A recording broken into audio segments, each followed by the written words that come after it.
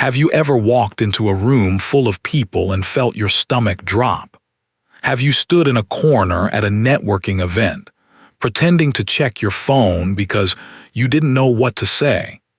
Have you watched others effortlessly start conversations while you stayed silent, kicking yourself for not having the courage to speak up? Do you replay conversations in your head afterward, wishing you'd said something different, something better, something that didn't make you sound awkward? Are you tired of feeling invisible in social situations? Have you missed opportunities, professional, romantic, personal, simply because you didn't know how to start a conversation? What if I told you that the ability to talk to anyone isn't a talent you're born with, it's a skill you can learn? You're not alone in this struggle. Social anxiety is one of the most common fears people face. Millions of people walk through life feeling like they're on the outside looking in, watching others connect while they stay isolated.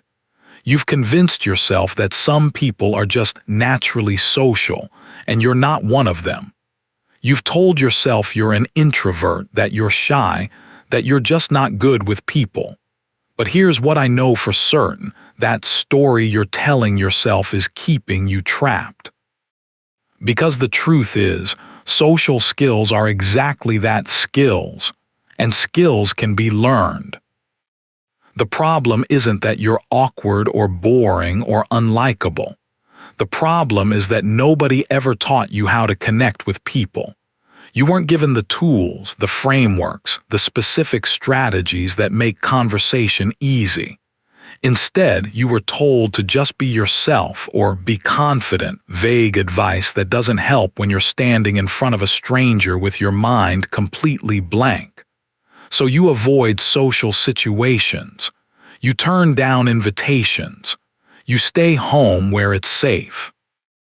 And every time you do, you reinforce the belief that you can't do this. That social ease is for other people, not you. Here's what happens if nothing changes. Today, you'll avoid that conversation you know you should have. Tomorrow, you'll skip that networking event. Next month, you'll watch someone else get the opportunity you wanted because they knew how to talk to the right person.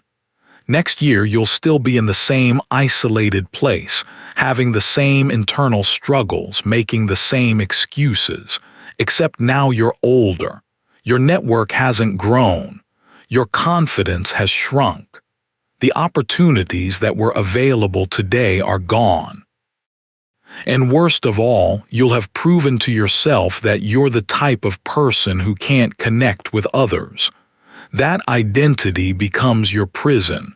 That's the cost of staying silent. That's what's at stake right now. Here's what the communication experts won't tell you: small talk isn't pointless. It's not shallow or fake or a waste of time. Small talk is the gateway to every meaningful connection you'll ever have. That casual conversation at the coffee shop could lead to your next job. That awkward introduction at a party could lead to your best friend or life partner. That uncomfortable networking moment could open doors you didn't know existed. But you'll never find out if you don't learn how to start those conversations. And here's the secret they're hiding. You don't need to be extroverted, charismatic, or naturally outgoing. You just need to know what to say and when to say it. You need a system. And that's what the next 60 minutes will give you. This isn't theory. Researchers studying social connection found that people who can initiate and maintain conversations report higher life satisfaction, better career outcomes, and stronger relationships. Dale Carnegie's principles have helped millions build social confidence. Modern psychologists have identified the exact patterns that make conversations flow.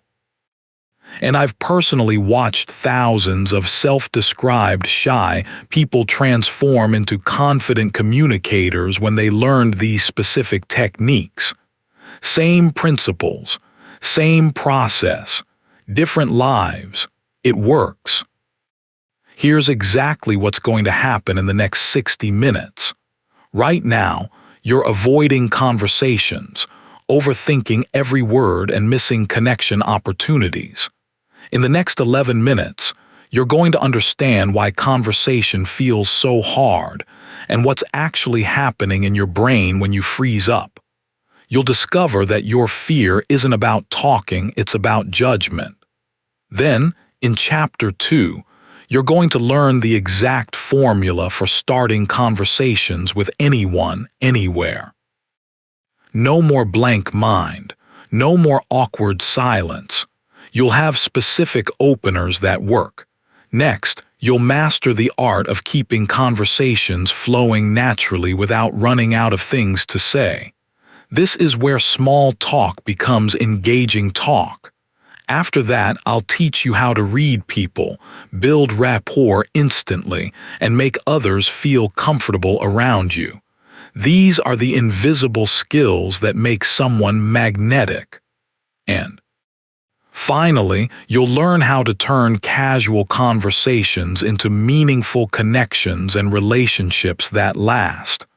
By the end, you'll have a complete system for talking to anyone with confidence and ease. You'll know what to say, how to say it, and why it works. And most importantly, you'll actually use it. By the end of this audiobook, you'll have conversation starters for any situation. You'll have techniques for reading body language. You'll have strategies for keeping dialogue flowing. You'll have methods for building instant rapport. You won't feel anxious about social situations. You'll have a proven framework. You won't feel judged. You'll understand how to connect authentically. You won't feel awkward. You'll know exactly what to do. What you will feel is confident, prepared, connected. Like you've been given the social skills you should have learned years ago. And if you don't feel more capable of starting conversations after 60 minutes, then I've failed you. But I won't, because these principles work. So here's the real question, not whether you'll finish this audiobook, but who you'll be when you do. Will you be someone who listens and nothing changes? Who nods along but still avoids conversations? Who has all the knowledge but none of the courage to use it? Or will you be someone who actually talks to that person, who starts that conversation, who builds that connection, who looks back on today as the day social anxiety stopped controlling your life? You get to decide, but you can't decide later. Because not talking to people today is a choice you're making right now. So what's it going to be? You have 60 minutes, that's it. Less time than lunch, less time than your commute, but enough time to transform how you connect with people. The next 60 minutes are going to separate you from your isolated past. You're either all in or you're out. There's no half listening. No, I'll try this eventually. Now is when it changes. Take a breath. Feel ready. This is your moment to learn how to talk to anyone. Let's begin.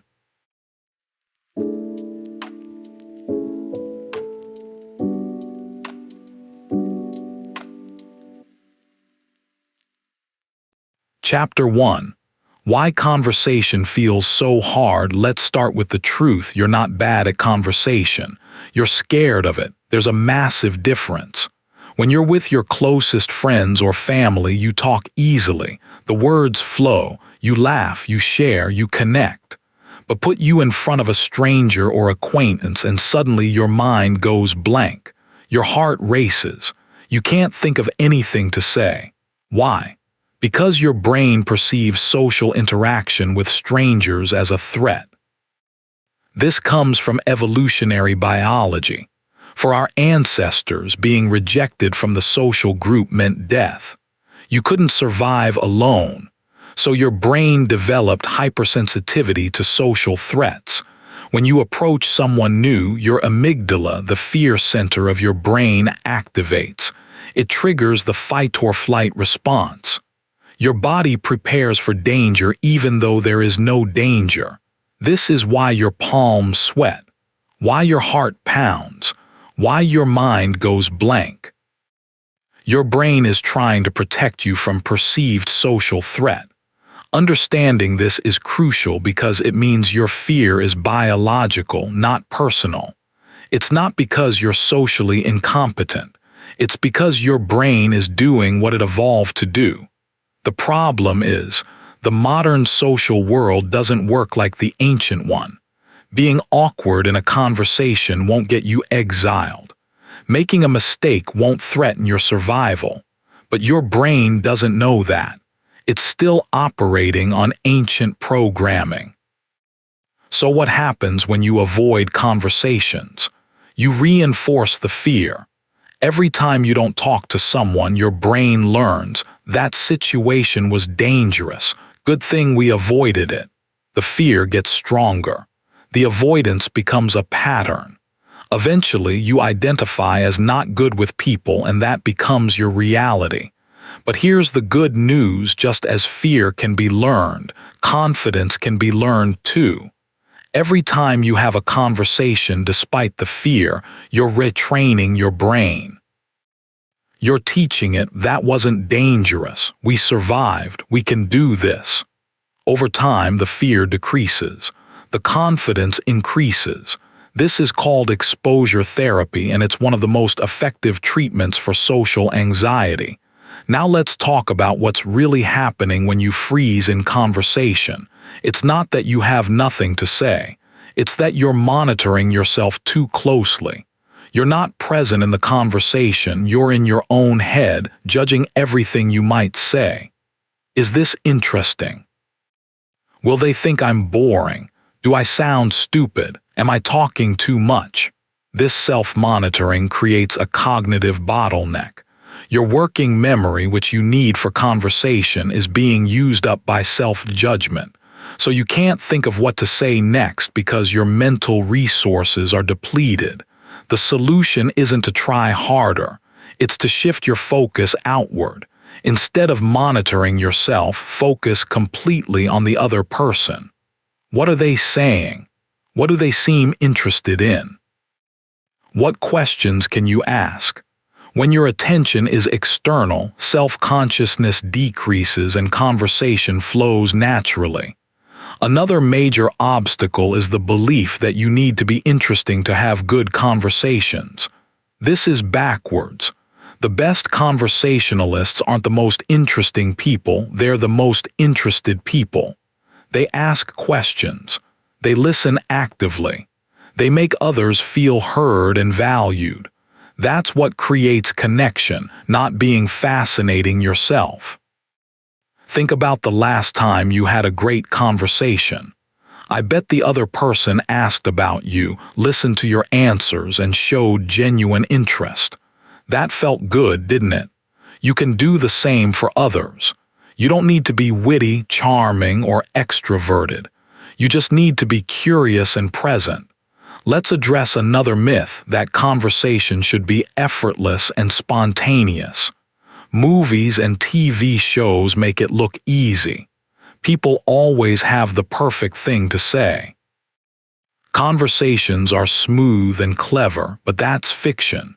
Real conversations have pauses, they have awkward moments, they have small talk, and that's okay. Expecting perfection sets you up for failure. Instead, aim for connection, not performance. Your goal isn't to impress people. It's to create a moment of genuine human connection, even if it's brief. Even if it's imperfect, that's success.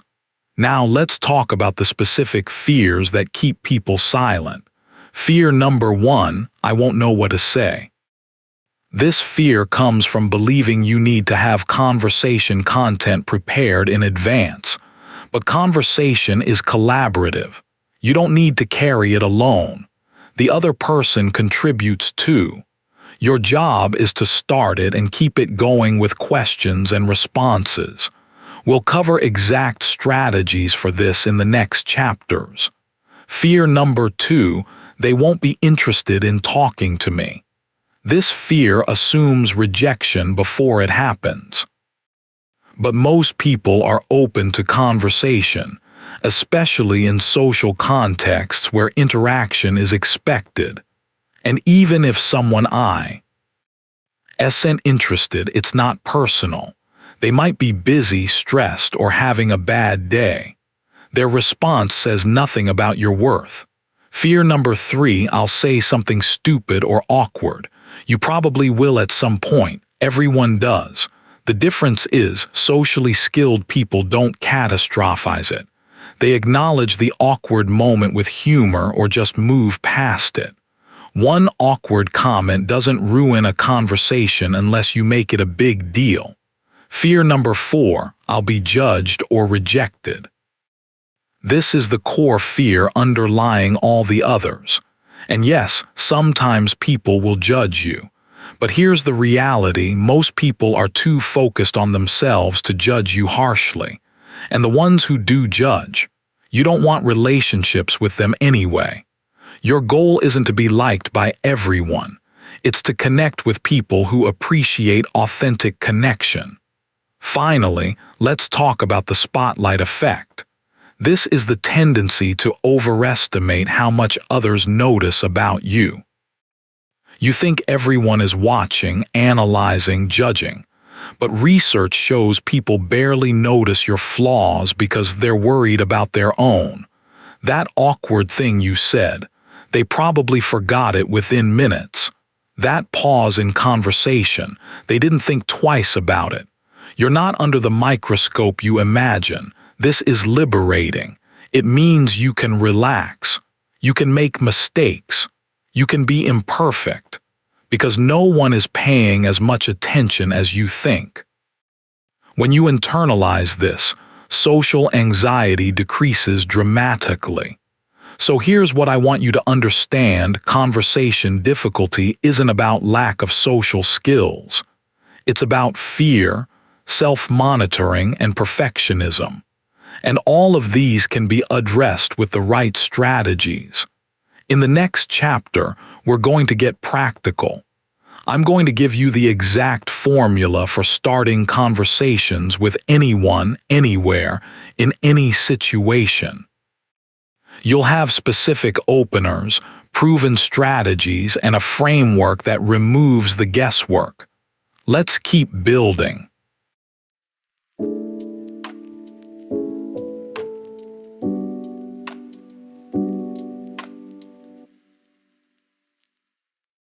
Chapter 2, The Conversation Starter Formula. You're about to learn the most valuable social skill, how to start conversations effortlessly. No more standing awkwardly hoping someone talks to you. No more leaving events without connecting with anyone. You're going to have a proven system. First, understand this principle: conversation starters don't need to be clever or original. They just need to be easy to respond to. Your goal is to give the other person a simple entry point. The pressure isn't on you to be brilliant. It's on you to be inviting. Here's the universal formula that works in almost any situation: observation plus open-ended question. That's it. You make a neutral observation about the shared environment, then ask a question that can't be answered with yes or no. Let me give you examples. At a networking event, this venue is impressive. How did you hear about this event? At a coffee shop, that drink looks good. What is it? At a conference, that last speaker had interesting points. What did you think? At a party, I don't know many people here yet. How do you know the host? See the pattern. You comment on something observable, then ask a question that invites them to share. This works because it's low pressure. You're not asking anything personal. You're starting with something neutral and shared. Now let's break down the specific types of conversation starters and when to use each. Type 1, the situational opener. This is based on your immediate shared environment or experience. It's the safest and most versatile opener because it requires no prior knowledge about the person. Examples: this line is taking forever, isn't it? What are you here to get at a store? I'm new to this gym. Do you have any equipment recommendations at a fitness center? Crazy weather we're having. Did you get caught in the rain? Anywhere when weather is notable. I love this coffee shop. Do you come here often? At a cafe. The key is authenticity. Comment on something you genuinely notice or experience. Don't force it, and keep the tone light and friendly. Type 2, the compliment opener. People love genuine compliments, but there's an art to this. Compliment something specific that shows you notice details and make it about their choices, not unchangeable features. Examples: I love your jacket. Where did you get it? This works because fashion is a choice they made. That's a great laptop bag. What brand is it? Specific item, practical question. Your presentation was really insightful. How did you research that topic? Professional compliment with follow-up. That's an interesting book. What's it about? Shows curiosity. Avoid "you're beautiful" or "you're handsome" to strangers. Too forward. Avoid generic compliments like "nice shirt" with no follow-up question. Make it specific and add a question. Type 3, the help request. Asking for small help is a powerful conversation starter because it invites the person to be useful, which feels good. Examples: excuse me, I'm trying to find the conference room. Do you know where it is? I'm new to this city. Do you have any restaurant recommendations? I'm terrible with technology. Do you know how to connect to the Wi-Fi here? I'm looking for a good book to read. What have you enjoyed recently? The request should be genuine and small. You're not asking them to do something burdensome.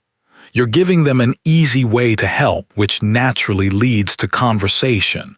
Type 4, the event-related opener. If you're at an event with a clear purpose, use that as your starting point. Examples: at a wedding, how do you know the bride and groom? At a workshop, what brought you to this workshop? At a conference, which sessions are you planning to attend? At a sports event, are you a fan of this team? This works because you have an obvious shared interest, the event itself. It's a natural bridge to conversation. Type 5, the curiosity opener. Show genuine interest in what someone is doing or reading or looking at. Examples: that book looks interesting. What's it about? At a library or cafe. I couldn't help but notice your laptop stickers. Are you into those bands, if they have stickers? You seem focused on that. What are you working on, if appropriate context? Be careful with this one. It can feel invasive if the person seems like they want to be left alone. Use social awareness. Type 6, the introduction opener. Sometimes the simplest approach is best. Just introduce yourself. Examples: hi, I don't think we've met. I'm Name. I've seen you around but haven't had a chance to introduce myself. I'm Name. I wanted to say hello. I'm Name. What's your name? This works in contexts where introduction is expected: networking events, group activities, classes, community gatherings. Now let's talk about what to do after the opener. You've started the conversation. They've responded. Now what? This is where most people panic. Here's the solution: listen to their response and use it to ask a follow-up question. They said they heard about the event from a friend. Ask, oh nice, how do you know your friend? They said the drink is a vanilla latte. Ask, is that your usual order or are you trying something new? They said they know the host from work. Ask, what do you do for work? This is called threading, pulling on conversational threads to keep the dialogue going. Every response contains multiple threads you can follow. Your job is to pick one and pull. Let's practice with an example. This venue is impressive. How did you hear about this event? Them, oh, my colleague mentioned it. She thought I'd be interested since I work in marketing. Threads available, colleague, relationship, marketing work. Why the event relates to marketing, their interest in the topic. You could follow any of these. Oh, how long have you worked in marketing? Or what kind of marketing do you focus on? Or are you enjoying the event so far? See how one response opens multiple pathways. You're never stuck if you listen for threads. Now let's address specific situations and the best openers for each. At a networking event, lead with professional curiosity. What brings you to this event? Or what do you do? Are perfectly acceptable here. At a party, lead with connection to the host or the environment. How do you know host? Or great music, right? At a coffee shop or casual setting, lead with situational observation. Love this place. Do you come here often? With someone reading or working, approach only if they seem open and lead with curiosity. That book looks good. What's it about? In a line or waiting area, lead with shared experience. This wait is longer than expected. What are you here for? Here's a critical point: timing and context matter. Don't interrupt someone who's clearly busy or in the middle of something. Look for social cues. Are they making eye contact? Are they alone and seemingly open to interaction? Are they in a social setting where conversation is expected? Match your approach to the context. Finally, let's talk about rejection and what to do when someone isn't interested. Sometimes you'll start a conversation and the person will give short answers, avoid eye contact, or seem uncomfortable. That's okay. It's not personal. They might be busy, anxious, or simply not in the mood to talk. The response: gracefully exit. Well, nice chatting with you. Enjoy the rest of your day. Then move on. Don't take it personally. Don't dwell on it. One person's disinterest says nothing about your social skills or worth. Confident people understand that not every interaction will land, and that's fine. The more you practice starting conversations, the more natural it becomes. You'll develop a feel for timing, context, and approach. You'll stop overthinking and start doing. And each successful conversation builds your confidence for the next one. In the next chapter, we're going to cover how to keep conversations flowing once you've started them. Because starting is only half the battle. You need to know how to maintain momentum, avoid awkward silences, and make the conversation engaging for both of you. Let's keep going.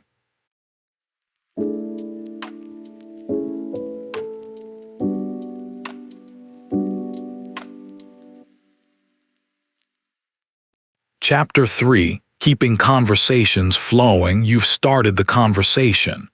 Now you need to keep it going without those dreaded awkward silences. Here's the secret: conversation isn't about you talking. It's about creating a flow where both people contribute. Think of it like a tennis match. You hit the ball to them, they hit it back, back and forth. Your job is to keep the ball in play. Let's start with the most powerful tool for maintaining conversation: questions. But not just any questions. Open-ended questions that invite storytelling, not just facts. Here's the difference. Closed question: did you have a good weekend? Possible answer: yeah. Conversation dead. Open question: what did you do this weekend? Possible answer: oh, I went hiking with some friends. It was beautiful but exhausting. Conversation alive. See the difference? Closed questions can be answered with yes, no, or one word. Open questions require explanation. They invite the person to share. Start your questions with what, how, why, or tell me about. These words automatically create open-ended questions.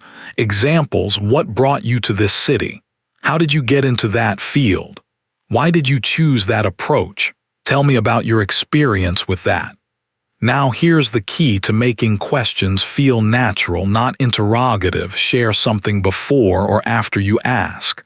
This is called the statement question technique, instead of "what do you do?" which feels like an interview. Try "I work in marketing, mostly digital campaigns. What about you? What do you do?" Or "what do you do?" they answer. Then you respond, "That sounds interesting. I've always wondered what that work is like day to day. What's a typical day for you?" See how the statement softens the question. It shows you're contributing, not just extracting information. Let's talk about the biggest fear people have in conversations: running out of things to say. This happens when you're trying to think of topics from scratch. Don't do that. Instead, use the Ford method. Ford stands for family, occupation, recreation, dreams. These are 4 universal topics that everyone can talk about and that naturally lead to deeper conversation. Family: do you have family in the area? Are you close with your siblings? What was it like growing up in your family? Occupation: what do you do for work? How did you get into that field? What do you like most about your job? Recreation: what do you like to do in your free time? Have you picked up any new hobbies recently? What's your favorite way to unwind? Dreams: what are you working toward right now? If you could do anything, what would it be? What's something you've always wanted to try? Ford gives you 4 broad categories to pull from, and each category has countless subtopics. You'll never run out of things to discuss. Now let's talk about active listening, the skill that separates good conversationalists from great ones. Most people don't actually listen. They wait for their turn to talk. They're thinking about what they'll say next instead of absorbing what the other person is saying. This creates shallow, unsatisfying conversations. Active listening means fully focusing on the other person. Here's how to do it. 1. Maintain appropriate eye contact. Not staring, but regular, natural eye contact that shows you're engaged. 2. Use verbal acknowledgments. I see. That makes sense, really. These small responses show you're following along. 3. Use body language. Lean in slightly, nod, face them directly. Your body should show interest. 4. Paraphrase to confirm understanding. So what you're saying is, or it sounds like.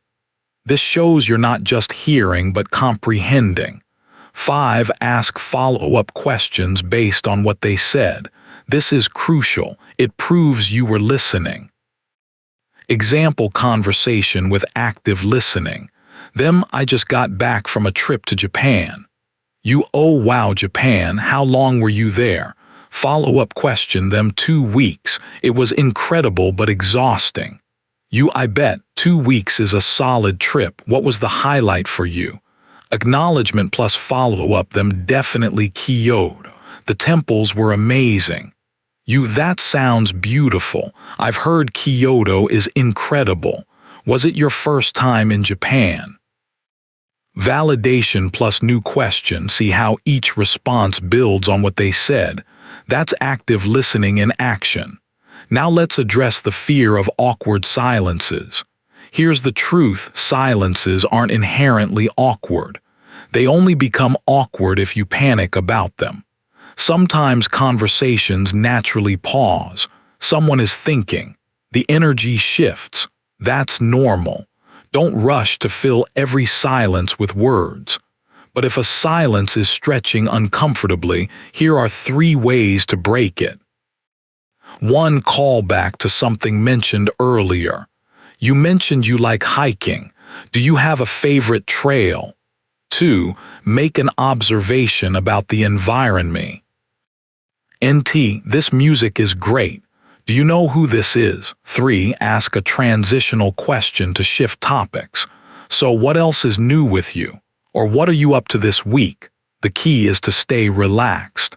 If you're comfortable with brief silence, the other person will be too. Now let's talk about how to make conversations engaging by sharing stories, not just facts. When someone asks about your weekend, don't just say it was good. That kills conversation. Give them something to work with. Boring response: my weekend was good, relaxing. Engaging response: my weekend was great actually. I tried this new hiking trail and completely underestimated it. I thought it would be an easy hour but ended up lost for 3 hours. I finally made it back but I was exhausted. See the difference? The second response gives them multiple threads to pull: hiking, the specific trail, getting lost, exhaustion. They can ask questions about any of those elements. Share small stories or details. Be specific, paint a picture. This makes you interesting to talk to. But here's the balance: don't monologue. Share enough to be engaging, then pass the conversational ball back with a question. Example: my weekend was great. I tried a new hiking trail and got completely lost for 3 hours. It was beautiful but humbling. Do you ever hike? Now let's talk about mirroring and matching, subtle techniques that build rapport unconsciously. Mirroring means subtly matching the other person's body language, energy level, and speaking pace. If they're leaning back and relaxed, you relax too. If they're animated and leaning in, you match that energy. If they speak slowly and thoughtfully, you slow down. If they speak quickly and energetically, you pick up pace. This isn't mimicry, don't copy every gesture. It's about matching the overall vibe. People feel more comfortable with those who mirror them because it signals similarity and understanding. Now let's cover topic transitioning, how to smoothly shift from one subject to another without it feeling abrupt. Use bridging phrases: that reminds me, speaking of which, on a related note. That's interesting because these phrases connect the old topic to the new one, creating smooth flow. Example: they're talking about travel. You say, that reminds me, have you ever been to? Or speaking of travel, I've been thinking about where to go next year. Any recommendations? Transitions feel natural when you create a logical bridge. Let's talk about depth versus breadth in conversation. Early in a conversation, you're usually breadth, covering various topics to find common ground. What do you do? Where are you from? What do you do for fun? Once you find a topic with energy, meaning they light up, give longer answers, or show enthusiasm, go deep. Ask follow-up questions. Explore that topic. Example: you ask about hobbies. They mention photography and their energy picks up. Don't immediately jump to another topic. Stay there. Oh, photography, that's cool. What kind of photography do you do? How did you get into it? What's your favorite photo you've taken? Going deep creates more meaningful conversation than staying surface level across many topics. Now let's address what to do when conversation hits a genuine lull or dead end. It happens. You've exhausted a topic. No clear threads to follow. Here's your rescue toolkit. Use a conversation reset question. So, tell me more about yourself. What's your story? What's been keeping you busy lately? What are you excited about right now? These open-ended prompts give them freedom to take conversation anywhere, or make a graceful exit if the conversation has truly run its course. It's been great talking with you. I'm going to grab another drink, say hi to someone, head out, but really nice meeting you. There's no shame in ending a conversation that's not flowing. Better to end positively than force it uncomfortably. Finally, let's talk about conversation energy management. Good conversations have rhythm and energy. Pay attention to the other person's energy. If they're starting to give short answers, looking around, or checking their phone, they might be ready to wrap up. Don't force it. On the flip side, if the conversation is flowing and you're both engaged, don't cut it short prematurely. Ride the energy. In the next chapter, we're going to cover how to read people, build instant rapport, and make others feel comfortable around you. These are the advanced skills that make someone truly magnetic in social situations. Let's keep building.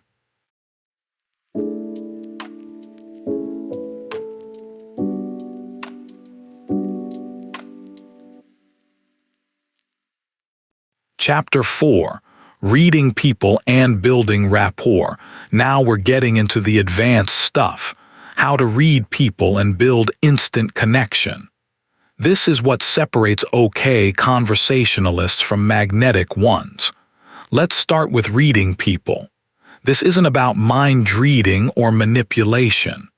It's about social awareness, noticing cues that tell you how someone is feeling and adjusting your approach accordingly. The most important cues are nonverbal. Research shows that 55% of communication is body language, 38% is tone of voice, and only 7% is the actual words. Most people focus only on words. You're going to focus on the whole picture. Let's break down key body language signals. Open body language signs someone is receptive and comfortable, facing you directly, not angled away. Arms uncrossed, relaxed at their sides or gesturing, leaning slightly toward you, maintaining eye contact comfortably. Smiling genuinely, you can tell by the eyes crinkling. Head nodding or tilting, showing interest. These signs mean keep going. They're engaged. Closed body language signs someone is uncomfortable, defensive, or not interested. Crossed arms or legs creating a barrier. Angled away from you or body turned toward an exit. Minimal eye contact or looking around frequently. Tight or tense facial expressions. Stepping back or creating physical distance. Checking phone or watch repeatedly. These signs mean adjust your approach or consider gracefully exiting. They're not comfortable. Now here's the nuance: one signal alone doesn't mean much. Look for clusters of signals. Someone might cross their arms because they're cold, not because they're defensive. But if they're also avoiding eye contact, giving short answers, and angled away, that's a cluster indicating discomfort. Let's talk about facial expressions. The face reveals emotion even when people try to hide it. Look for micro-expressions, brief flashes of genuine emotion before someone masks it. You don't need to identify every emotion perfectly. Just notice incongruence. If someone says, "I'm fine," but their face shows stress or sadness, trust the nonverbal over the verbal. Now let's talk about building rapport, the feeling of connection and trust that makes conversation easy. Rapport isn't built through what you say. It's built through how you make someone feel. Here's the foundation of rapport: make the other person feel heard, understood, and valued. That's it. If someone feels those three things with you, they'll like talking to you.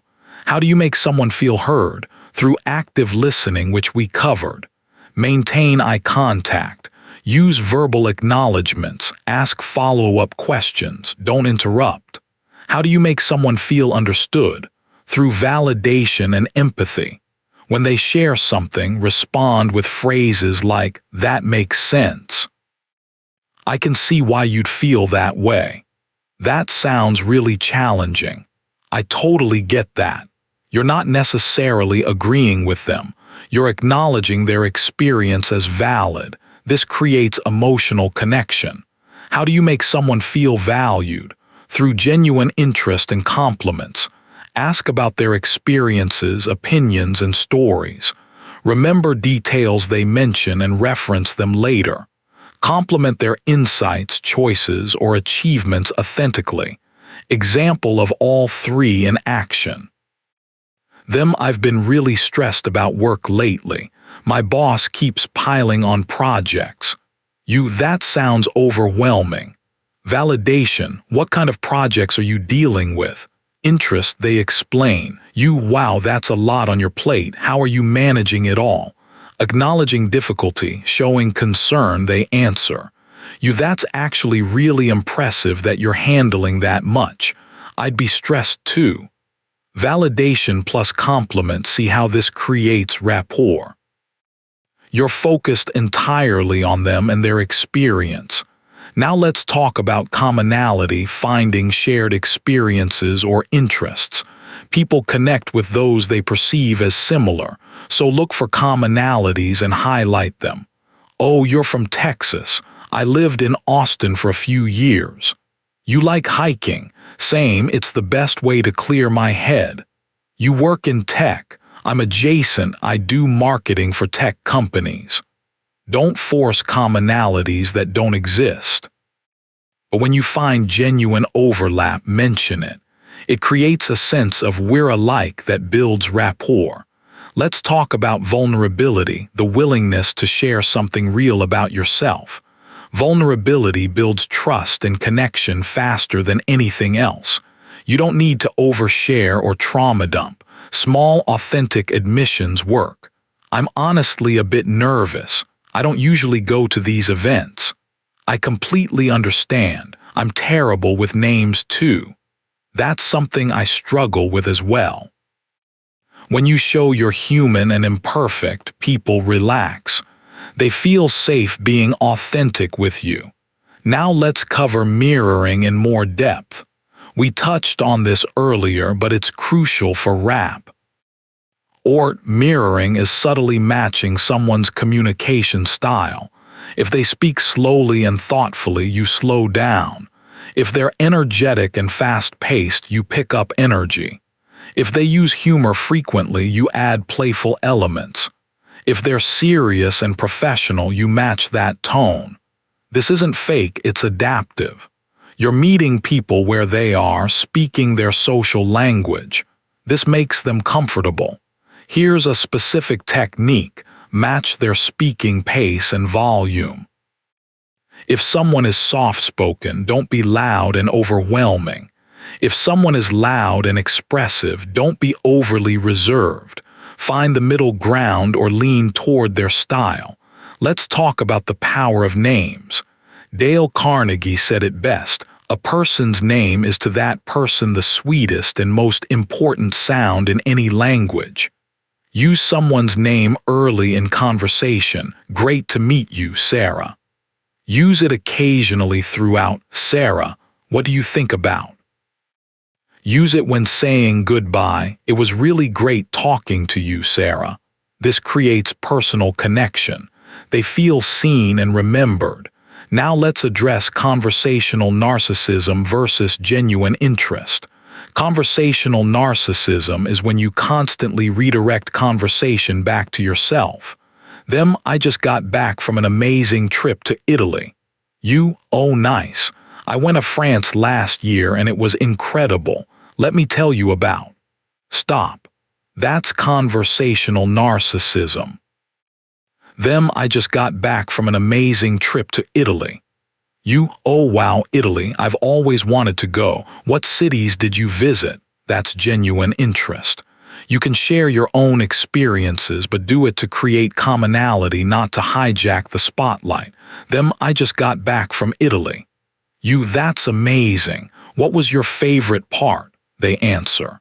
That sounds incredible. I haven't been to Italy, but I went to France a few years ago and loved Europe. Did you find the culture very different from here? That's balanced. You asked first, they shared. Then you connected with your experience while keeping focus on them. Let's talk about emotional validation, a powerful rapport tool. When someone shares an emotion, don't dismiss or minimize it. Validate it. Dismissive response, oh, that's not a big deal, don't worry about it. Validating response, that sounds really frustrating. It makes sense you'd feel that way. Dismissive, you're overreacting. Validating, I can see why that upset you. Even if you don't fully understand their reaction, validate their right to feel it. This creates safety and trust. Now let's cover the art of compliments that build rapport. Generic compliments are forgettable. Specific compliments create connection. Generic, you're smart. Specific, the way you explain that concept was really clear. You have a gift for making complex things simple. Generic, nice work on the project. Specific, I was really impressed with how you handled the client's objections. That was skillful. Specific compliments show you're paying attention. They feel more authentic. Let's talk about humor and playfulness. When appropriate, humor builds rapport quickly. Self-deprecating humor shows you don't take yourself too seriously. Playful teasing, if done lightly and with clear friendliness, can create familiarity. Shared laughter releases oxytocin, the bonding hormone. But be careful. Don't force humor. Don't use humor that could offend. Read the room and the person. Now let's discuss the role of authenticity. You can use all these techniques, but if you're not genuine, people will sense it. Authenticity means being real about your interests, opinions, and limitations. If you don't know something, say so. If you disagree, you can express it respectfully. If you're nervous, you can admit it. People connect with humans, not perfect performances. Let's cover strategic self-disclosure, sharing about yourself in ways that invite reciprocity. When you share something moderately personal, people feel comfortable sharing back. I actually used to be really shy. I had to work at getting comfortable with conversations. This invites them to share their social experiences. I've been thinking about switching careers. It's scary but exciting. This invites them to share career thoughts or transitions. Match the depth of disclosure to the relationship stage. Don't go too deep too fast. Start surface, gradually increase depth as rapport builds. Finally, let's talk about ending conversations well. The last impression matters. Even if the conversation was great, ending awkwardly can undermine it. Use a clear closing statement. It's been really great talking with you. I'm so glad I got to meet you. This has been fun. Then give a reason for ending if not obvious. I should let you get back to. I'm going to grab another drink, but I need to head out, but if you want future connection, we should continue this conversation. Are you on LinkedIn? Or can I give you my contact info? End warmly, not abruptly. A smile, handshake, or appropriate goodbye gesture leaves a positive final impression. In the final chapter, we're going to cover how to turn these casual conversations into meaningful, lasting connections and relationships. Because talking to people is great, but building relationships is the real goal. Let's finish strong.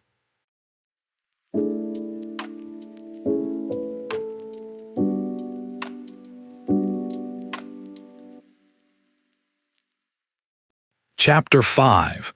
Turning conversations into connections. You've learned how to start conversations, keep them flowing, and build rapport. Now let's talk about the most important part, turning brief interactions into lasting relationships. Because ultimately, that's the goal. It's not just about being able to small talk. It's about creating genuine connections that enrich your life. Let's start with the mindset shift.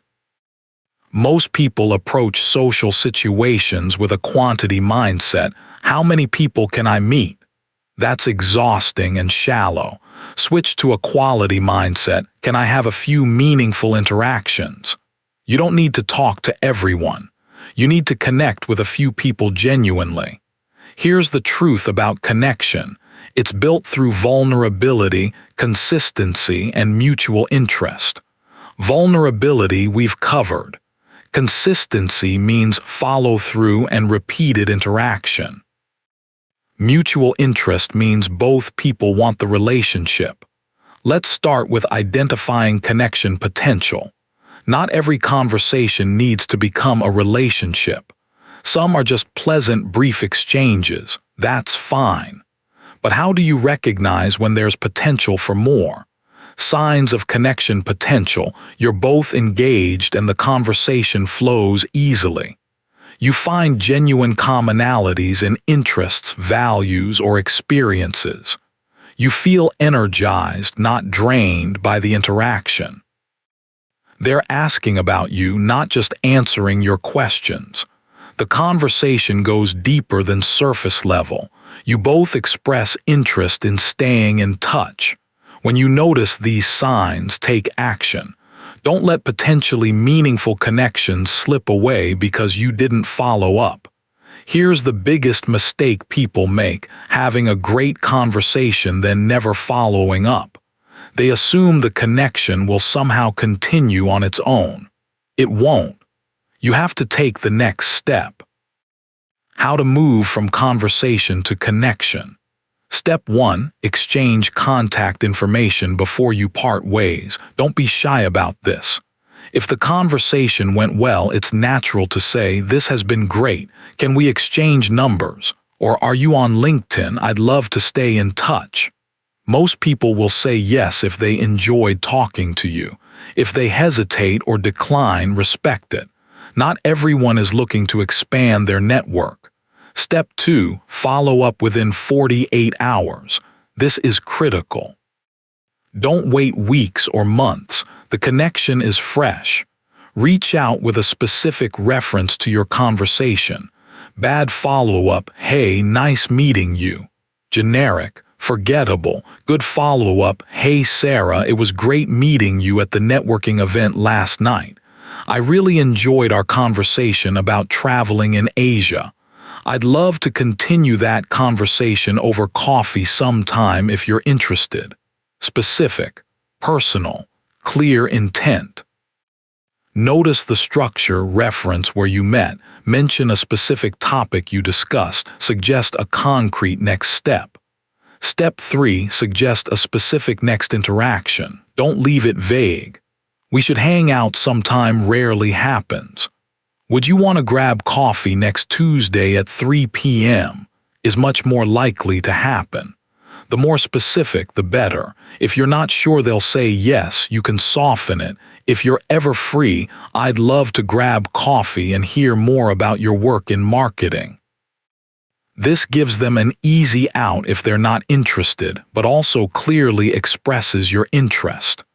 Let's talk about different types of relationships and how to build each. Professional connections. These are built around work, career, or industry. Maintain these by being useful, staying in touch periodically, and offering value before asking for favors. Send them relevant articles. Make introductions to others in your network. Congratulate them on achievements. When you're helpful and thoughtful, professional relationships strengthen. Friendship. These are built around shared interests, values, or life experiences. Maintain friendships through regular contact, shared activities, and being there during both good times and bad. Invite them to do things you both enjoy. Check in when they're going through something hard. Remember important dates like birthdays. Show up consistently. Romantic connections. These start with attraction and shared interest but grow through vulnerability, time spent together, and mutual investment. Be clear about your interest without being pushy. Suggest dates, not just hanging out. Create opportunities for deeper conversation, not just surface activity. Now let's talk about the follow-up strategies for different contexts. After a networking event, send a LinkedIn request with a personal note referencing your conversation. Suggest a coffee meeting to continue the discussion. Offer to introduce them to someone useful in your network. After meeting someone at a social gathering, text or message within a day or two. Reference something funny or interesting from your conversation. Suggest getting together for an activity you both mentioned enjoying. After a great conversation with someone you might date, express interest clearly but without pressure. Suggest a specific date activity that matches interests you discussed. Follow up on something they mentioned being interested in. Here's a key principle. The fortune is in the follow-up. Most connections die because nobody takes the initiative to reach out again. Be the person who follows up. Now let's address a common fear. What if they think I'm being weird or too forward by following up? Here's the reality. Most people are flattered when someone reaches out. They appreciate the initiative. And if they're not interested, they'll simply not respond or politely decline. That's not a rejection of you as a person. It just means the timing or fit isn't right. Don't take it personally. Let's talk about building depth in new relationships. Depth comes from moving beyond small talk into real talk. Once you've established basic rapport, start asking more meaningful questions. Surface question: how was your weekend? Deeper question: what's something you're working on right now that you're excited about? Surface question: what do you do for fun? Deeper question: what's something you're passionate about? Surface question: where are you from? Deeper question: what was the most formative experience of your childhood? You don't need to go deep immediately. But as the relationship develops, ask questions that reveal values, dreams, fears, and experiences. This is how acquaintances become friends. Let's talk about the role of consistency. Relationships require regular contact, not daily but periodic. The frequency depends on the relationship type and life stage. But the principle is universal. Relationships without consistent interaction fade. For new friendships, reach out every couple weeks. Suggest activities. Check in via text. For professional connections, touch base every month or two. Share relevant information. Congratulate achievements. For family and close friends, stay in regular contact. The frequency depends on your relationship, but don't let too much time pass without meaningful connection. Now let's address a challenge: maintaining relationships when you're busy. You can't maintain 100 close relationships. You need to prioritize. Identify the relationships that matter most, the ones that energize you, support your growth, and feel mutual. Invest most of your social energy there. For other relationships, lower the frequency but maintain the connection. Send occasional messages. Engage with their social media. Show you're thinking of them even if you can't meet regularly. Quality over quantity applies to relationship maintenance too. Let's talk about being a good friend, the skills that make relationships last. Good friends show up. They're there for celebrations and crises. They remember important things: your birthday, your job interview, your sick parent. They follow up: how did that thing you were nervous about go? They're supportive without being judgmental. They listen without immediately trying to fix or advise. They make time despite being busy. They're authentic, not performing. If you want lasting relationships, be this person. Let's cover the art of introducing people. Connector energy: introducing people in your network to each other makes you valuable and well-liked. When you meet someone who could benefit from knowing someone else you know, make the introduction. Hey Sarah, I think you'd really enjoy meeting my friend Mike. He works in marketing too and has done some interesting work with startups. Can I introduce you too? Most people appreciate thoughtful introductions, and it positions you as a connector, which strengthens your social capital. Now let's talk about dealing with drift. Sometimes relationships fade despite your best efforts. People move, change, get busy, or grow in different directions. That's normal. Don't take it personally. But if a relationship matters to you and you notice drift, address it directly. Hey, I feel like we haven't connected in a while. I miss our conversations. Can we schedule some time to catch up? Often, the other person feels the same way, but nobody takes initiative. Be the one who does. Let's discuss social expanding versus deepening. Expanding is meeting new people.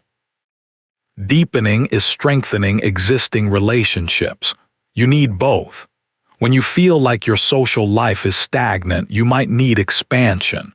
Put yourself in new environments. Say yes to invitations. Start conversations. When you feel spread thin or have many acquaintances but few close friends, you need deepening. Invest more time in a few key relationships. Have longer, more meaningful conversations. Create traditions or regular touch points.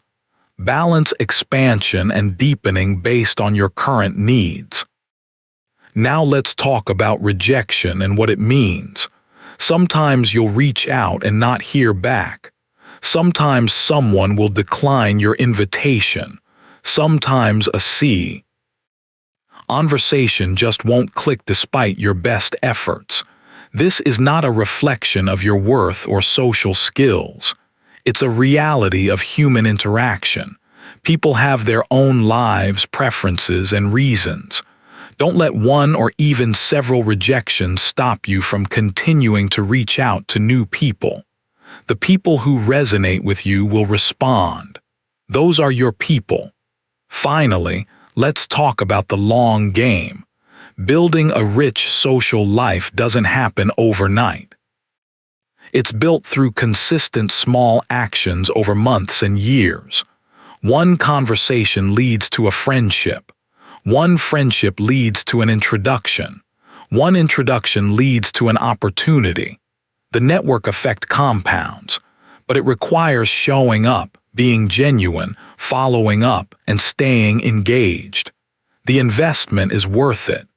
Deep relationships and a strong social network are among the most reliable predictors of happiness and fulfillment.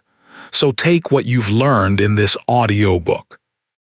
Start conversations, build rapport, follow up, deepen connections, be the kind of friend you'd want to have, show up consistently, be authentic.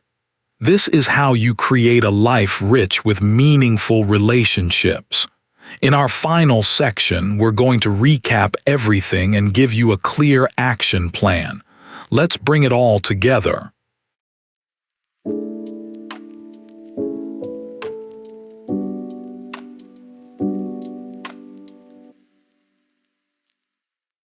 We've covered a lot in the last 60 minutes.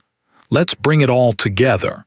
You started by learning why conversation feels so hard. It's not because you lack social skills. It's because your brain perceives social interaction as a threat, triggering fear responses that make you freeze. You learned that self-monitoring, perfectionism, and the spotlight effect amplify this fear. But you also learned that confidence can be built through exposure and reframing. The fear is biological, but it can be overcome. Then you learn the conversation starter formula. You don't need clever openers. You need neutral observations plus open-ended questions. You learned 6 types of openers: situational, compliment, help request, event-related, curiosity, and introduction. You learn to listen for conversational threads and follow them with questions. You learn that timing and context matter and rejection isn't personal. Next, you mastered keeping conversations flowing. You learn the power of open-ended questions starting with what, how, why, and tell me about. You learn the Ford method: family, occupation, recreation, dreams, giving you endless topics. You learned active listening techniques including eye contact, verbal acknowledgments, and follow-up questions. You learned how to share stories, not just facts, how to transition topics smoothly, and when to go deep versus staying broad. After that, you discovered how to read people and build instant rapport. You learned to identify open versus closed body language clusters. You learned that rapport is built by making people feel heard, understood, and valued. You learned mirroring, the power of names, emotional validation, and authentic self-disclosure. You learned how to compliment specifically, when to use humor, and how to end conversations gracefully. Finally, you learned how to turn conversations into lasting connections. You learned to identify connection potential and take action through exchanging contact information and following up within 48 hours. You learned to suggest specific next steps, to build depth through meaningful questions, and to maintain relationships through consistency. You learned the importance of being a good friend, introducing people, and balancing social expansion with deepening existing relationships. So here's what it all comes down to: talking to anyone isn't a mysterious talent. It's a set of learnable skills. You now have those skills. You have openers for any situation. You have questions that create flow. You have techniques for building rapport. You have strategies for turning conversations into relationships. The only question is, will you use them? Here's what I want you to do. Right now, before this audiobook ends, commit to one action. Maybe it's starting a conversation with someone tomorrow at work, at the coffee shop, or at an event. Maybe it's following up with someone you met recently but never reached out to. Maybe it's asking someone you know a deeper question to strengthen that relationship. Pick one thing, write it down, make it specific. Then do it, not eventually, tomorrow. Because knowledge without action is just entertainment. You now know how to talk to anyone, but knowing isn't enough. You have to do it. And here's what will happen when you do. The first few conversations might feel awkward. That's normal. You're practicing a new skill, but each conversation builds confidence. Each connection reinforces that you can do this. Within weeks, you'll notice social situations feel less threatening. Within months, you'll have expanded your network and deepened relationships. Within a year, you'll barely recognize your social life. All because you learned how to talk to anyone. Your relationships will improve because you know how to connect deeply. Your career opportunities will expand because you can network effectively. Your confidence will grow because you're no longer avoiding social interaction. Your life will be richer because humans are wired for connection and you've learned how to create it. This isn't just about small talk. This is about building a life where you feel connected, seen, and valued. Where you have people who know you and care about you. Where you can walk into any room and feel like you belong. That life is available to you, starting with one conversation.